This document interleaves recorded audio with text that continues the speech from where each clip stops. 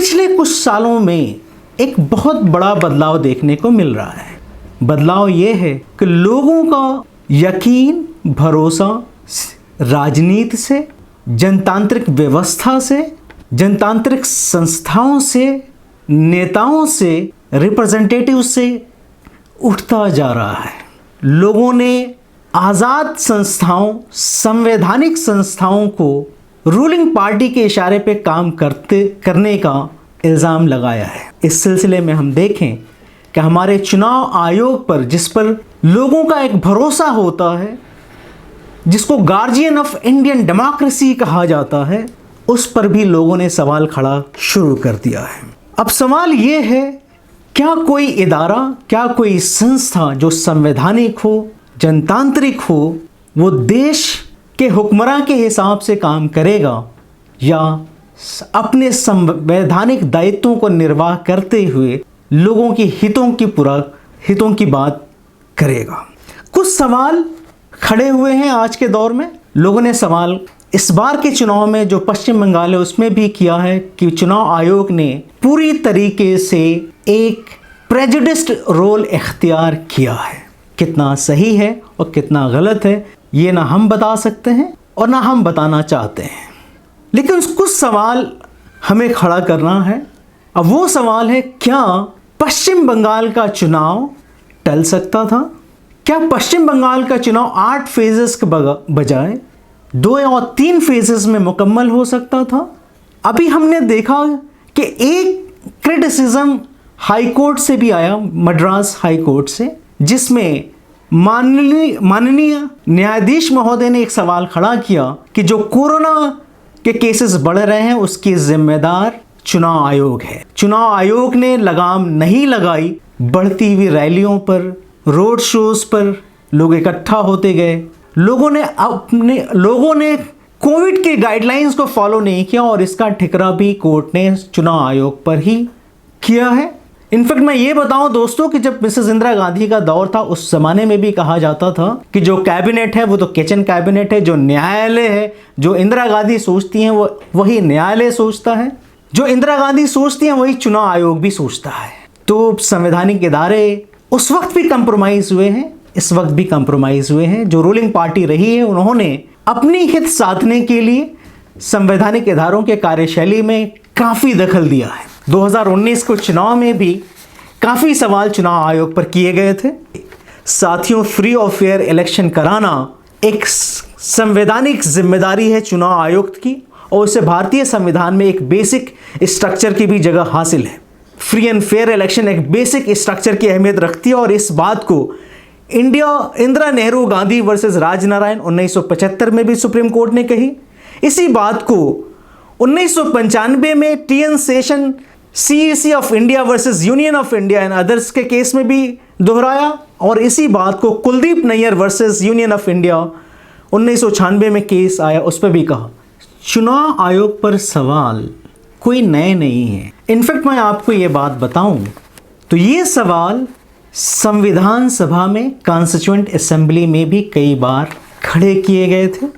जो सबसे बड़ा चुनौती था संविधान सभा के सामने, किस तरह से एक ऐसा संवैधानिक इदारा बनाया जाए जो आज़ाद तरीके से चुनाव को करा सके।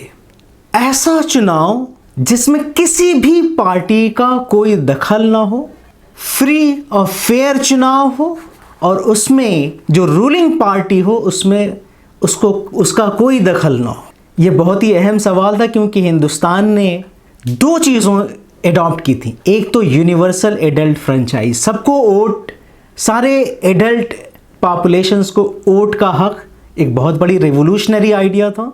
दूसरा डायरेक्ट इलेक्शंस होना था और जो डायरेक्ट इलेक्शंस होना है उसको फ्री इलेक्शन होना है, सीक्रेट बैलेट के थ्रू इलेक्शन होना है और पीरियोडिक इलेक्शंस होना है। जब बात तय होने लगी संविधान सभा में कि नेचर क्या होगा इलेक्टोरल एजेंसी का, जो जिसकी ये जिम्मेदारी दी जाएगी कि वो चुनाव कराए, पहला प्रोपोजिशन ये आया कि जो independence of elections and non interference of executive in legislative election shall be made as a fundamental rights.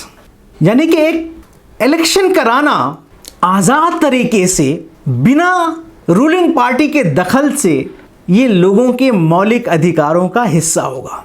खैर, इसको नहीं माना गया संविधान सभा में।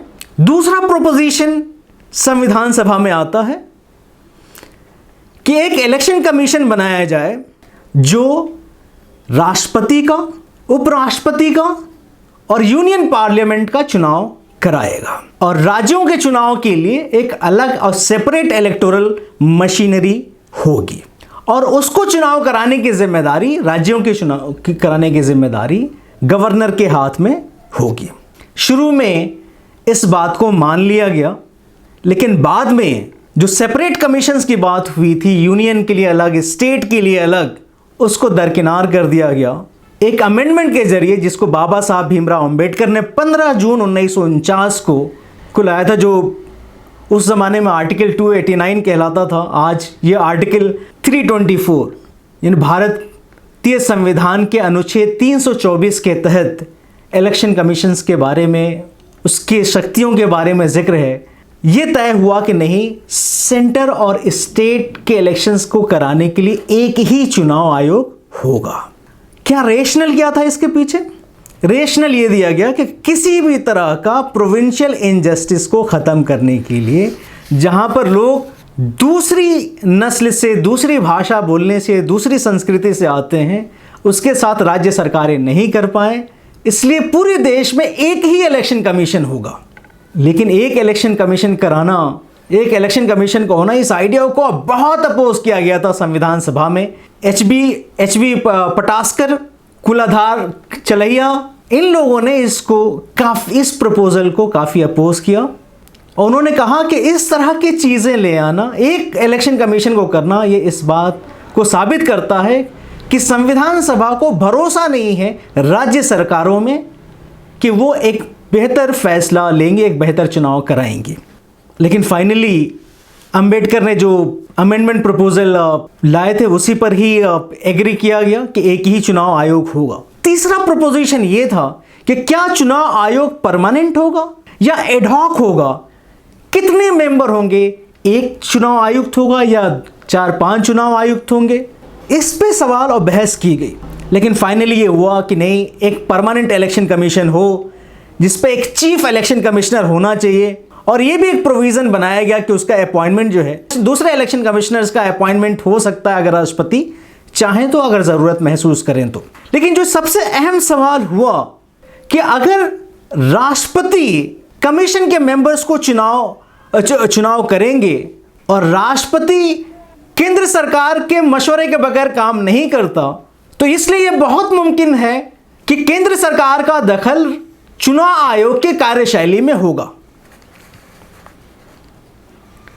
यह भी मुमकिन है कि जो भी सरकार में रहेगी वो चुनावी प्रणाली को, कमीशन को मैनिपुलेट कर सकता है। इसलिए यह कहा गया कि चुनाव आयोग की जो अपॉइंटमेंट हो उसको 2/3 बहुमत से दोनों हाउसेस में करने की जरूरत है। लेकिन यह बात भी नहीं चली। संविधान सभा में बहुत सारे मेंबर्स थे, उन्होंने यही डाउट किया कि ये इसकी एवरी पॉसिबिलिटी है, there is every possibility that election commission may work in accordance with the will of the ruling party. और ये चीज़ें हम आज भी देखने को मिल रही हैं। संविधान सभा में इलेक्शन कमीशन की इंडिपेंडेंस पे, उसकी इंटीग्रिटी पे, उसकी कॉन्स्टिट्यूशनल इम्पार्शियलिटी पे सवाल खड़ा किए थे, और ये सवाल आज भी खड़ा हो रहे हैं।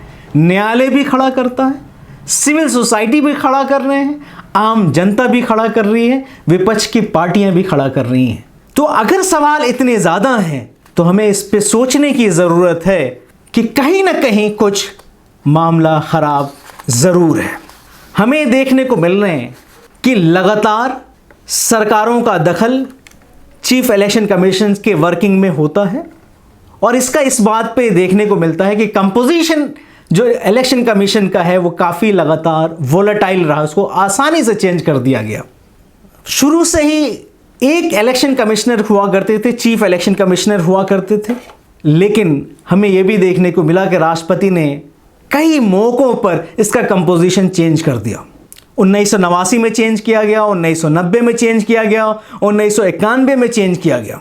और इसके पीछे की राजनीति आपको समझनी है तो 2 किताबों का जिक्र करूंगा।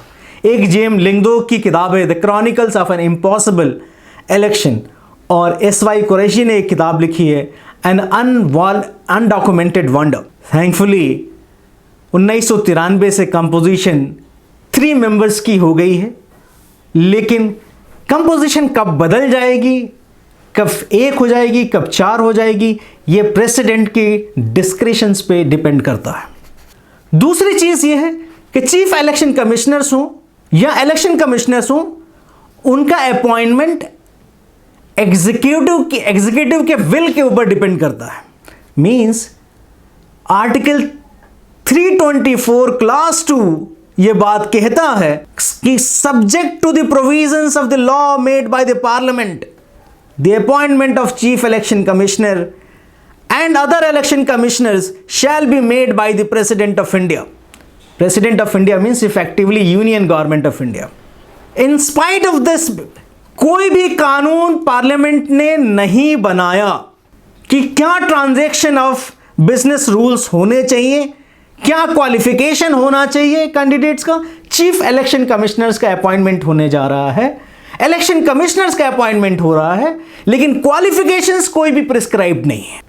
तीसरी अहम चीज है जो आपको मानने की, यहां पर भी एग्जीक्यूटिव का दखल है कि चीफ इलेक्शन कमिश्नर्स को हटाया नहीं जाता। एक बार उनका अपॉइंटमेंट हो गया, उनको रिमूव नहीं किया जा सकता है। उनको रिमूव करने के लिए जो जजेस का जो तरीका है, सुप्रीम कोर्ट के जजेस का, उस तरीके पे हटाया जाएगा। लेकिन चीफ इलेक्शन कमिश्नर्स का रिमूवल तो प्रोटेक्ट कर दिया आपने, लेकिन सिमिलर गारंटीज आपने अदर इलेक्शन कमिश्नर्स को नहीं दिया। उनको कभी भी हटाया जा सकता है। इस तरह का रिकमेंडेशंस काफ़ी देखने को मिलता है कि अदर का इलेक्शन कमिश्नर्स का सिर्फ एक रिकमेंडेशन चाहिए होता है चीफ इलेक्शन कमिश्नर्स का कि चीफ इलेक्शन कमिश्नर्स जो है क्रेडिबल नहीं पाते इस इलेक्शन कमिश्नर्स को, इसलिए इनको हटा दिया जाए। ये मामला कई बार उठा है। नवीन चावला जब चीफ इलेक्शन कमिश्नर्स थे, उनके भी रिमूवल का रिकमेंडेशन चीफ इलेक्शन कमिश्नर्स ने कर दिया था, उस वक्त भी डिस्प्यूट में रहा। तो आसानी से अपॉइंटमेंट हो, रिमूवल हो, वर्किंग हो इलेक्शन कमीशन का, उसको इन्फ्लुएंस किया जा सकता है। मैं ये कहता हूं कि आज इलेक्शन कमीशन की इंटीग्रिटी भी सवालों के कटघरे में है। कैसे?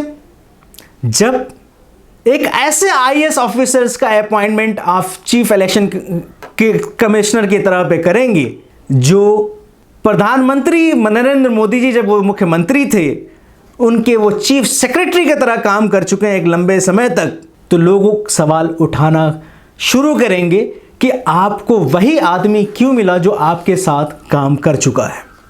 तो सवाल खड़ा होता है। इलेक्शन कमिश्नर्स को सिर्फ ये बात नहीं कहनी कि हम आज़ाद हैं, पूरी तरीके से निष्पक्ष तरीके से चुनाव कराते हैं, सिर्फ बात कहने से नहीं होती। ये जब तक लोगों को दिखता नहीं है वो यकीन नहीं करते हैं। तीसरा मेरा अपना एक आइडिया है कि चीफ इलेक्शन कमिश्नर्स का अपॉइंटमेंट कॉलेजियम के थ्रू क्यों ना किया जाए, जिसमें सुप्रीम कोर्ट के जजेस भी हों, अपोजिशन के मेंबर्स भी हों, सेंट्रल विजिलेंस कमीशन के मेंबर्स हों। इस तरह का एक कॉलेजियम बने जिसमें चीफ इलेक्शन कमिश्नर और इलेक्शन कमिश्नर्स का अपॉइंटमेंट हो। साथियों, एक बेहतर चुनाव कराना इलेक्शन कमीशन की जिम्मेदारी है। अगर जनतंत्र का मूल आधार आज़ाद निष्पक्ष चुनाव पर है और जो संस्था के पास इसकी जिम्मेदारी है उसका निर्वहन करना और लोगों को लगना कि वो संस्था ईमानदारी से अपनी कर्तव्यों को निर्वाह कर रही है, तभी ये जनतंत्र चल सकता है। शुक्रिया।